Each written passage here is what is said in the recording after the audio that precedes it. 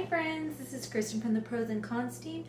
Today I'm really excited to talk to you about the pros and cons of making gluten-free flour from scratch.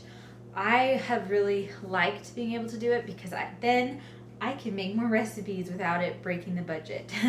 Because gluten-free flour that is pre-made is kind of expensive. There will be some recipes that will be more expensive than others, just depending on what you put in it, the nutritional value of the flour blend. Mine is white flour, tapioca starch, and cornstarch, so it's not as high in nutrition, and it is significantly cheaper. And then I add xanthan gum to the recipes that I'm doing. But I really like that it is a lot cheaper and that I can do a lot more recipes with it.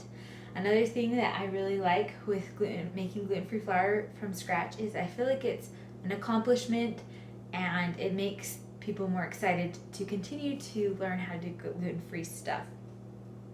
I was so intimidated and overwhelmed by making gluten-free flour from scratch because I was like, well, what if I do it and it just doesn't work? And finally I was like, okay, I'm just going to try it. And it was like, oh, wow, we can actually afford to do this recipe and this recipe, and I'm not always like, oh my gosh, it's so expensive. So that is a really great thing.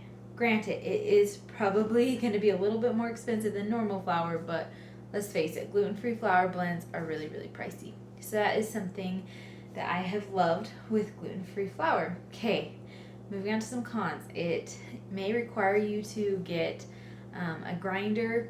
I grind my white rice to make it, and that can be something that's like really pricey on the front end. You can also, if you have like a Winco, you could get that in the bulk bins, but I know that everybody has Winco, but there's probably a store that if you search around, you'll be able to find that blend white rice flour. And a pro of this is like you can make it as healthy as you want. So you can use brown rice flour, you can put in so many more healthy and nutritious ingredients into your blend, which is really nice. So then another con of this is it's kind of messy when you're making it or mixing it. And I make it in bulk. Like I like not having to make it for a long time. So I usually fill this container all the way up and I'm like shaking it around, and so yeah, it can be more messy. Another thing is you may find that the flour blend recipe that you choose to use isn't that great and doesn't work very well. One thing I don't really like about the recipe I follow is it doesn't have the amount of xanthan gum in it, and it's fine because a lot of the recipes will, if it's gluten-free recipes, it will tell you how much. But sometimes I like to use recipes that aren't for gluten-free and just replace it 1-to-1 ratio. And that can be kind of annoying to be like, oh, I need to remember, I got to add xanthan gum. And I kind of am like guessing how much xanthan gum to put in the recipe. So that is another con.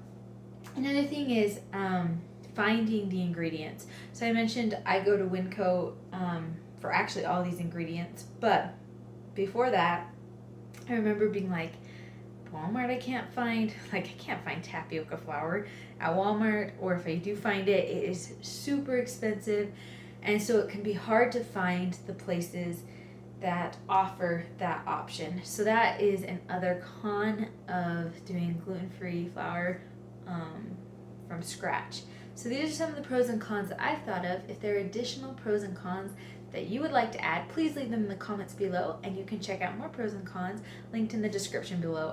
Hope you have a great day. Bye.